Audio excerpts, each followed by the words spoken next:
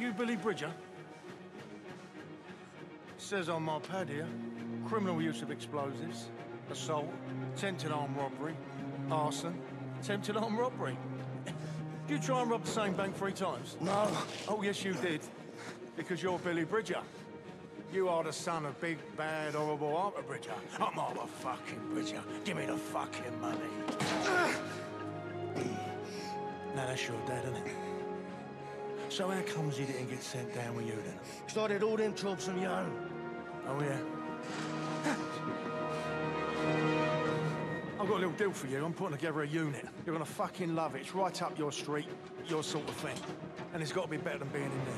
I'll be fine.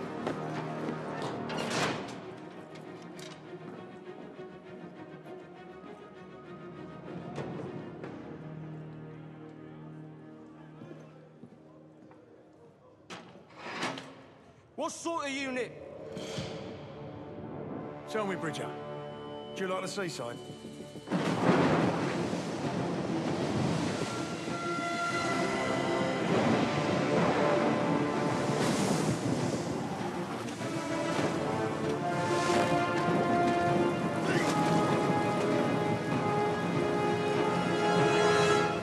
Do you like the fucking seaside?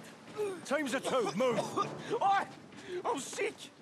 I'm chucking me guts up over here! Oh. And you're just strolling off! Oh, Bridger, liven yourself up, come on. There's a lovely little ice cream shop down there and I'm treating you to a cornet.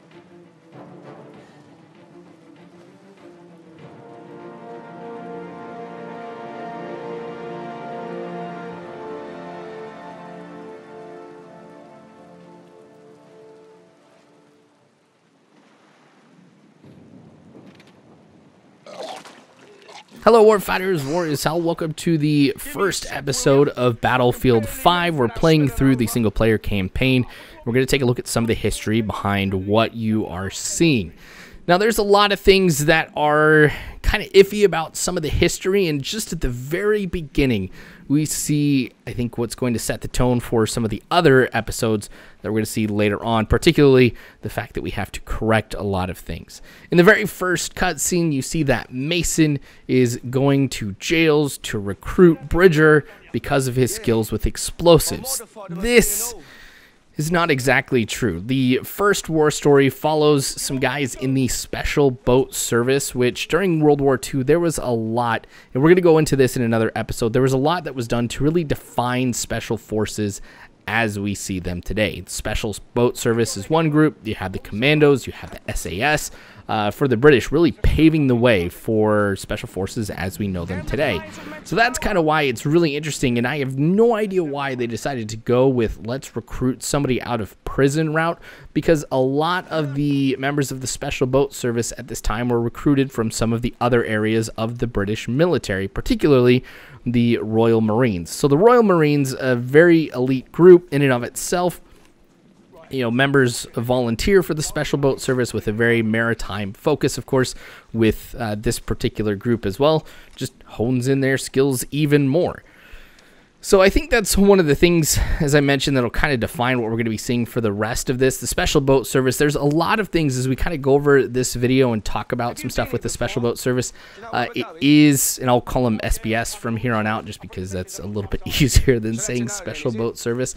But this is an organization that is very, very secretive, and rightfully so. The type of clandestine missions that they take part in are usually hush-hush. The capabilities that they have, hush-hush. Their numbers, all of that.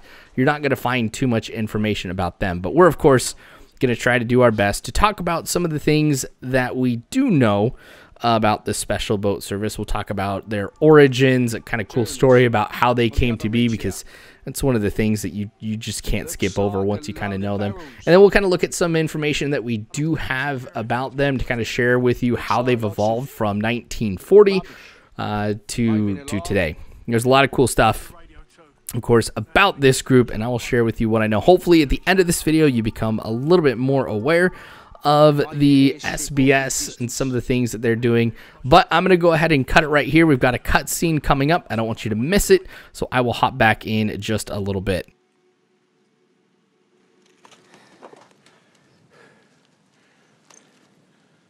Are you sure about these bombs of yours? These safe pack of specials? They'll blow this place to pieces, mate. Don't you worry. What if I get caught, though? You're just gonna piss off and leave me, yeah? Get all the glory yourself? Glory? There ain't no fucking glory, son. Now listen to me, carefully. I'm gonna put my bombs on those planes over there, and you are gonna put yours on them now. Yeah, all right. Do not get caught. I'll be waiting for you at the meeting point.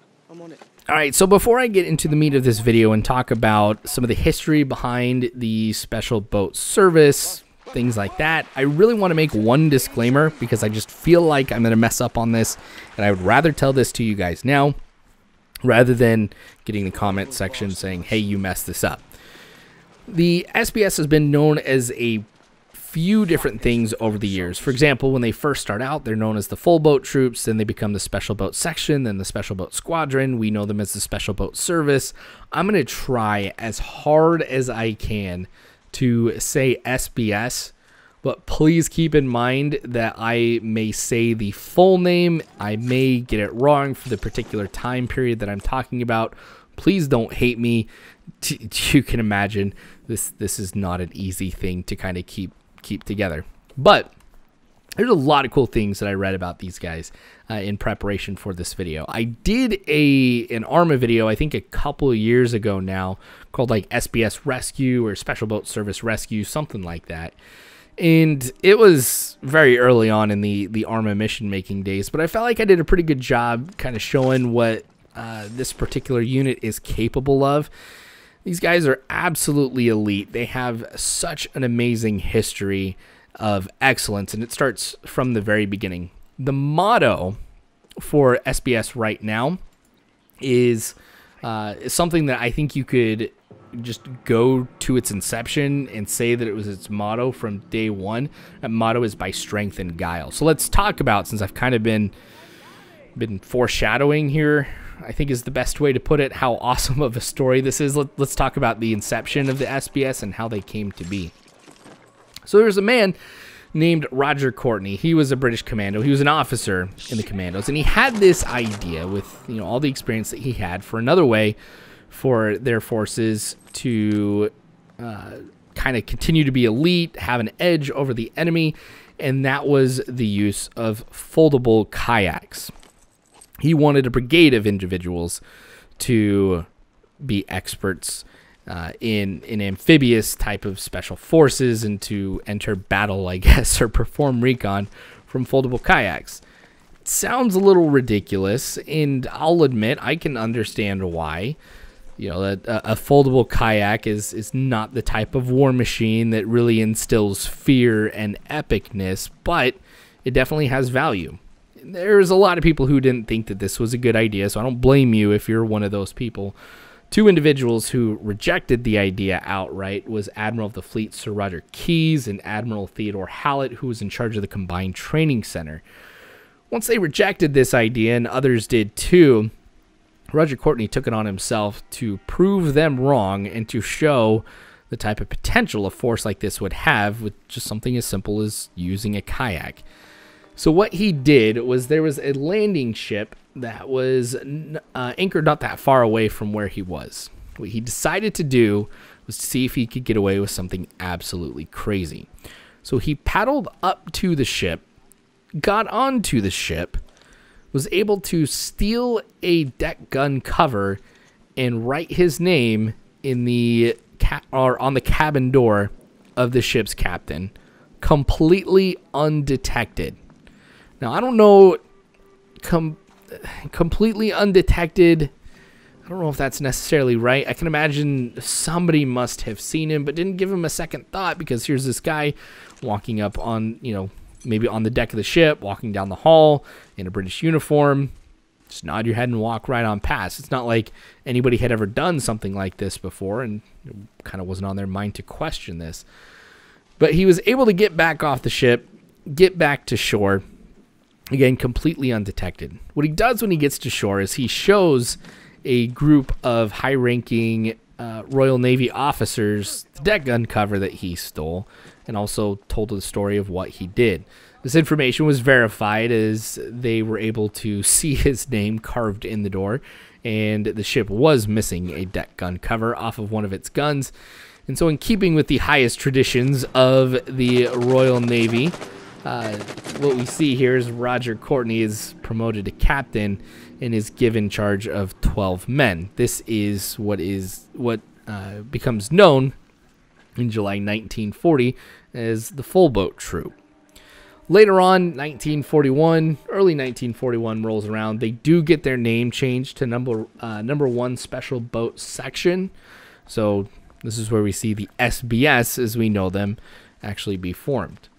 What these guys did is, this group of 12, they were tied to a submarine flotilla in the Middle East. A lot of what they did was carrying out reconnaissance. So Rhodes, for example, they would do some reconnaissance of the beaches, coastal areas, report that back, and just provide that information to the Royal Navy.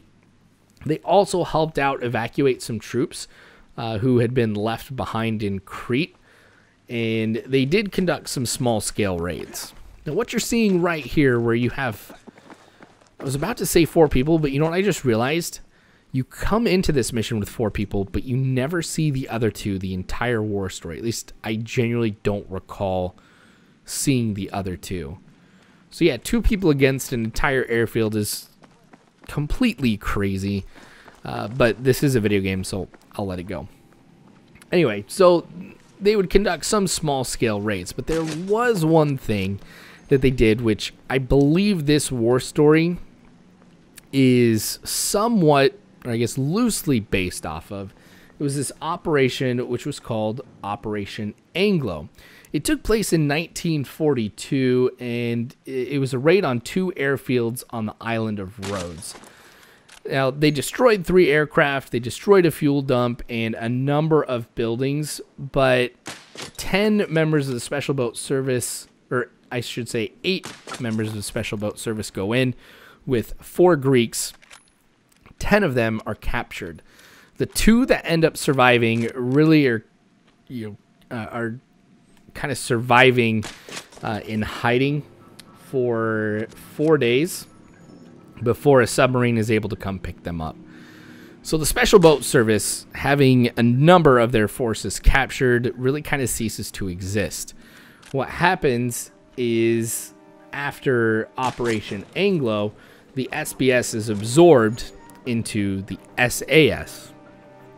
Fortunately, the SBS doesn't disappear for that long. In April 1943, the first SAS was divided. There was 250 individuals from the SAS who had joined the small-scale raiding force, and these guys then form the Special Boat Squadron under the command of Major the Earl Jellicoe. Now, obviously, at this point, when you have more forces, you're able to do more and take part in larger engagements. And so what we see is in 1943 onwards, the SBS takes part in some of its largest and most influential operations. The battles, raids, missions, campaigns that they're involved in really do influence the outcome of the war. And there's a couple things that I kind of wanted to talk about from the 1943 period to the end of the war that for me personally stood out. One of them was Operation Tenement. Now, Operation Tenement took place in 1944, particularly July 13th to July 15th. Now, keep in mind that also with the SBS, there's also Greek forces that are helping them out, called the Sacred Band, but they took out an entire German and Italian garrison. All right, so it was 21 killed and 151 captured. The SBS and Greeks were also able to sink 1 E-boat and 2 barges, but with this being very one-sided, the SBS and Greeks have 8 wounded and 2 drowned. Kill 21, capture 151, 8 wounded, 2 drowned. That is nuts. Here's another thing that's even crazier, I felt like.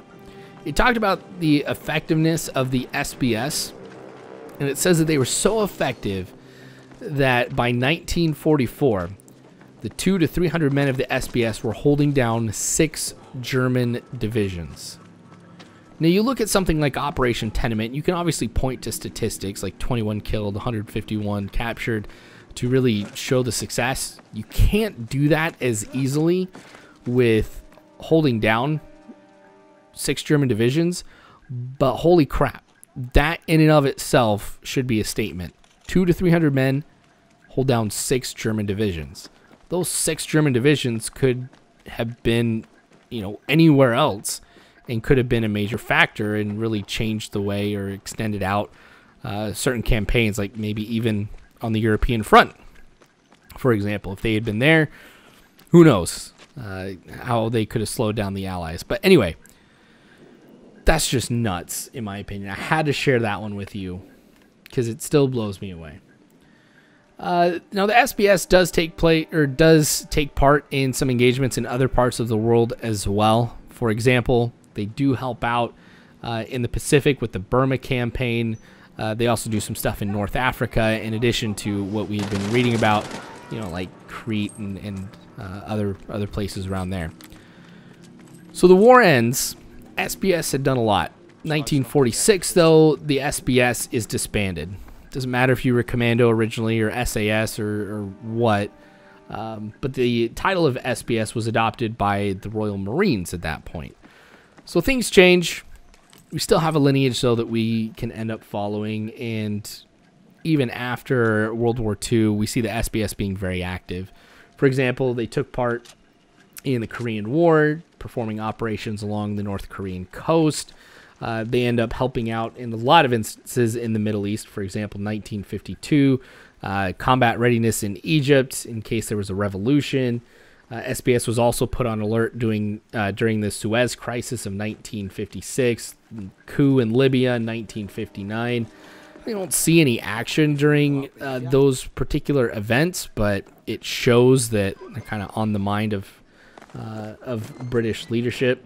There's a lot of instances, though, that we see even after that, too. 1972, with what happens on the Queen Elizabeth II, a potential bomb threat. Nothing happens, but they're called in for that. SBS conducted operations during the Troubles in Northern Ireland.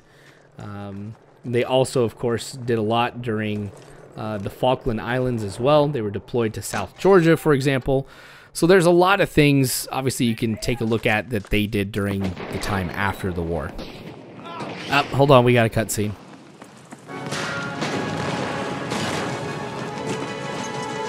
Your bombs almost killed me. Yeah, that's because my bombs went off. What about yours? Mine are going to go up any second. Which is... Jesus Christ, Bridget, did you plant your bombs or not? Wait for it. I'm telling you now, these special explosives of yours, they better be really fucking special. Wait for it. Bridget. Any second now. Oh, sweet Jesus. Sweet Jesus. Here we are, up Fritz's shitter, and I ask you to do one thing. One fucking thing that you tell me that you're a big expert Can I in. just say No, you it? can't, because what the fucking hell was that? I've occasionally had teething problems. Teething problems? Don't make me fucking laugh. I could have done that with a fucking light breeze, a speck of rain, or a tiny, teeny bird perched on that wing would have done more damage.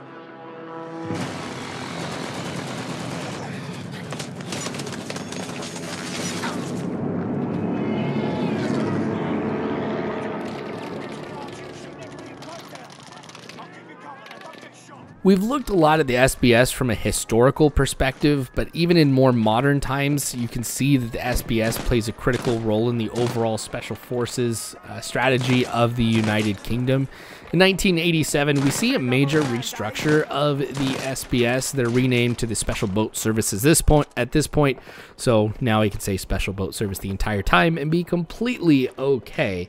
But the SBS really did a lot in the Gulf War. I had a whole section where I could read to you about what they did in, like, you know, near Baghdad and Kuwait and stuff like that, but I can't go into it. They also did a lot towards the end of the 20th century. You look at what happened in the 21st century, too. There's obviously a lot that the SBS has been involved in. Sierra Leone in September of 2000, in Afghanistan from November 2001, you know, on pretty close to 2013, maybe even 2014, I don't know. But for sure 2013, the SBS had been involved in operations in Afghanistan, Iraq starting with the 2003 invasion, Libya in 2011, and Nigeria in 2012. In fact, the snippet that I found on Nigeria, this one was from Wikipedia. At the very end of the snippet, it talks about, well, I should say the snippet and what happened in March of 2012 is the SBS was sent to rescue 2 hostages that were being held in Nigeria by Boko Haram. The hostages have been killed, but the snippet ends with, all the hostage takers were reportedly killed. Well, there's not too much on the SBS that you're able to find. A lot of information is pretty hush-hush, so you kind of get a lot of it secondhand, but these guys are still elite to this day. Anywhere from about 200 to 250 men make up the SBS at any one time. The way that they recruit, train is hands down some of the toughest stuff that you're going to find. They really want best of the best for the SBS. So hopefully you guys learned something about the history of the SBS. That's the whole point of these particular videos, is to kind of tell you some of the history. I mean, one of the things I learned is this mission could very well be tied to Operation Anglo and stuff like that. But anyway, thanks for watching, you guys. I appreciate it. Subscribe for more. Hit the notification bell to know when the next episodes come out. But thanks for watching. War is Hell. You don't have to worry, because Warfighters, I've got your 6.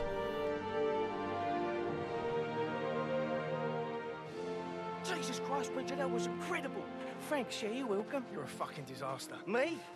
You're the one who's gonna got himself shot full of holes and shot. Yeah, because of you tit. Listen, I was sitting pretty in prison, mate.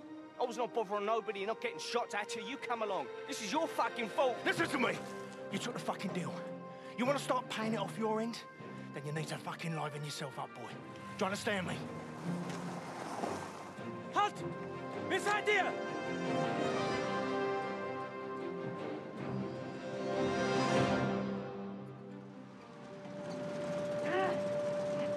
Verfluchte Scheiße!